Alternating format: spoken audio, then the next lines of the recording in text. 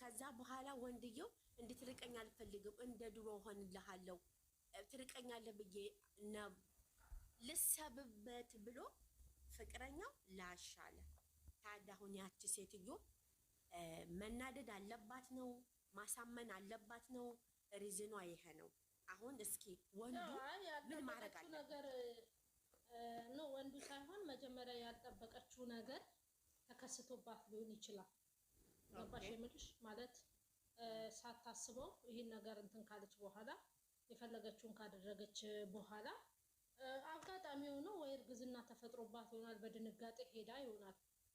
የመጥፋቷ ሪዝን ያ ሊሆን ይችላል። ምክንያቱም መጀመሪያ ይሄ አሁን ፍቅረኛ የተባለው ሰው ሪዝኗ ምን አይነት እንደሆነ ለምን እንደጠፋች ምክንያቷ ምን እንደሆነ ቆሞ መጠየቅ አለበት። አዎ ጠየቃት። አደምጥና የጠፋችበትን ሪዝን እኔ አላት እኔ ሰው አግቶሽ ነው ብዬ ወንድሜን ሁሉ እስር ቤት እስከማስገባ ድረስ ስልክ ስደውልልሽ ይሄ ነገር ከተፈጠረ አላት እኔ እና አንቺ ያደረግነው ጉዳይ ነው፣ ይመለከተኛል። ልክ ወዲያው ባወቅሽበት ሰዓት ላይ ለእኔ መንገር ትቼ ነበር። ከሳምንት በላይ ቆይተሽ ከብዙ ሰው ጋር ከተጋጨው በኋላ እንዴት ልቀበልሽ አለ ወንድ። እሺ ይሄ እኮ ጥያቄ ጠይቋታል። ወዲያው ያደረግነው እኔ እና አንቺ ነን። በሰዓቱ ተመርምረሽ መሆንሽን ስታቂ መናገር ትችይ ነበር። ከብዙ ሰው ጋር ከተባለሁ በኋላ እንደዚህ ነው ስትይ ድንገት መቀበል አቃተውና ልሰብበት ብሎ ጥሏት ሰውዬው።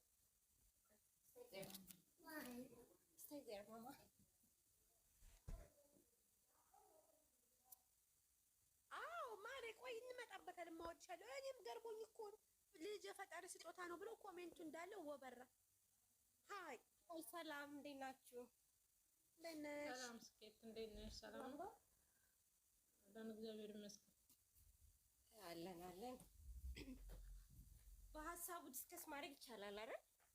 ያ ሀብትሽ ሌስ ጎዴ መብትሽ። እሺ በነገራችን ላይ የሆነ ሰዓት ላይ ዱባይ ስለነ ሀይሚ ሀሳብና አስተያየት የሰጠሽን ልጅ ነሽ ባልሳሳት፣ ይቅርታ የኔ ቆንጆ። እዚህ ቤት ለመጀመሪያ ጊዜ ነው የገባሁት። ሌላ ቦታ ገባለሁ ግን እዚህ አሁን ነው የገባሁት። አይደለች መስለኝ ነበር። የሆነ ሰዓት ላይ የሆነች ልጅ አውርታን ነበር እኛ ጋር ልክ ድምፅሽ መስሎኝ። እሷ አይደለች። ኦኬ ማሬ እሺ ሂጅበት ውዴ። ጥያቄ ሰምተሽኛል ብዬ አስባለሁ። ኦኬ መልሽልኝ ማሬ። ያንቺን ሀሳብ ግለጭ። የኔ ሀሳብ ለልጅቷ ብሎ ከብዙ ሰው ጋር ተጣልቷል። የወንድሙን ራሷ አሳስሯል ምናምን አልሽ አይደለ? እንደዛ ከሆነ መታ እንደዚህ ስለሆነ ነው ፈርቼ ነው የጠፋሁት ብሎ ካለችው ለምንድን ነው ላስብበት የሚላት?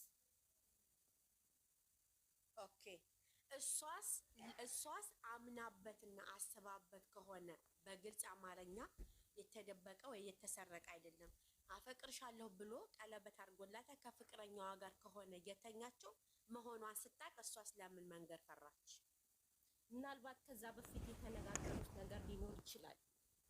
አብረን መኖር ሳንጀምር ምንም አይነት ልጅ አይመጣም ብሏት ሊሆን ይችላል። እየሰማሽ ነው? እኔ እየሰማሁሽ ነው። ቀጥይ ማለት። እሺ እና እንደዚህ አይነት ንግግር ቢኖራቸውስ እንደገና አክሲደንታሊ ከተፈጠረ እሷ ሬዲ ባትሆንስ? እዚህ ጋር ደግሞ ምን አላት መሰለሽ ወንዱ ምን አላት መሰለሽ እኔና አንቺ ነን ያደረግነው፣ በሰዓቱ ብትነግረኝ ተነጋግረን መፍታት እንችላለን። ግን ደግሞ አላት እኮ ከጎንሽ አርቅሽም በምንም አይነት ነገር። አሁን ላይ ይሄ ነገር ባይፈጠር ጥሩ ነበረ። ግን እሱ አሁን መቀበል ያቃተው ምንድን ነው? ሌላ ሪዝን የለሽም ወይ? የጠፋሽበት እርግጠኛ ይሄ ብቻ ምክንያት ነው እንዴ አላት። አዎ ማርያምን ይሄ ብቻ ነው አለች። እሱ ደግሞ በብዙ ነገር ብዙ አይነት አጋጣሚ ኑሮባት ሊሆን ይችላል ብሎ አስቦታል። ገባሽ? እዚህ ጋር ተጠርጣሪዎቹን ሰው ይጠርጥሯል። ወንድሙን እስከ እስር ቤት ከቷል። መጨረሻ ላይ የጉዳዩ ባለቤት መጣ ማንም ምንም አላደረሰብኝ በዚህ ጉዳይ ነው ስትል ወንዱ እንዴት አክሴፕት አድርጎ ይቀበል? ልሰብበትና ልረጋጋ ነው ያለው። ልሰብበት ልረጋጋ። አንዳንዴ ይኸውልሽ የመጀመሪያ የተፈጠረውን ነገር የመጀመሪያ ሴቷ ላይ የፈጠረውን ነገር መቼስ እኔ ላይ ይፈጥራል ብላ ታምናለች። ምክንያቱም እሷ በሰው ህይወት ስለገባች ማለት ነው። ሰው ህይወት ላይ ገብታ ይሄ ነገር ስለተፈጠረባት ድንገት ይሄን ነገር ብነግረው እንደሷ ቢያረገኝስ ብላ አምናበት ጭንቅላቷን አሳምና ቆይ እስቲ ራሴ በራሴ ከራሴ ጋር ልነጋገር ብላ ዞር ብላ ሊሆን ይችላል። ምክንያቱም አጋጣሚዎች ተፈጥሮባት ሊሆን ይችላል። እርግዝና አጋጣሚ ተፈጥሮባት ሊሆን ይችላል። ይሄ ሲፈጠርባት በድንጋጤ ዞር ትልና እስቲ ከራሴ ጋር ልገናኝ ብላ ዞር ብላ አስባበት አልማበት ቢያንስ ራሷን አዘጋጅታ ለመምጣት ሊሆን ይችላል።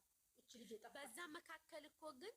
በዛ መካከል ደግሞ ምን አለችው? እሱ ምንም ሳይላት እሷ በመካከል ምን አለችው? እመነኝ እንደ ድሮ እሆንልሃለሁ አትራቀኝ አለችው። ማለት ምን ማለት ነው አልገባኝም። አዳምጪኝ። የሆነ ራሷን በራሷ ኮንፊደንስ አይኖራት። ምክንያቱም አንዳንዴ ይኸውልሽ መጀመሪያ ይዘነው የመጣነው ሰውና ከሰው ላይ የቀማነው ነገር አንድ አይነት አይደለም። ከሰው ላይ ነው እንደ እሷ የገባችው የሰማሁት መስሎኝ ነበረ። ያመለጠች ክትባት አለ ማራይስ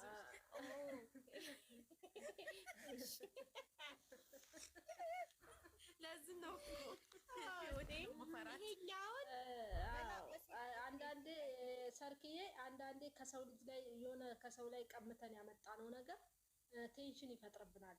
ገባሽ? ቴንሽን ይፈጥርብናል ማለት ምን ማለት እንደሆነ ታውቂያለሽ? የመጀመሪያው ያደረጋትን ነገር እኔን ቢያደርገኝስ ብዬ ላስበው እችላለሁ። ለምን? የሰው ቤት ላይ ስለገባው ያ ነገር ጭንቅላቴን ጥሩ አመለካከት አይኖረኝም። የሆነ ነገር ቢለኝ እኮ እጎዳለሁ። ራሴን ደግሞ ከራሴ ጋር አማክሬ ራሴን አቋሜን ይዤ መምጣት አለብኝ ብላ ሊሆን ይችላል ዞሮ ያለችው ነው የኔ ንግግር። በዛ ላይ ደግሞ የቀድሞ ሚስቱ እርጉዝ ስትሆን ነው ጥሏት የሄደው። በእርግዝና ሰው በሚያስፈልጋት ሰዓት አቶ አበጋዝ ላሻለ ትቷት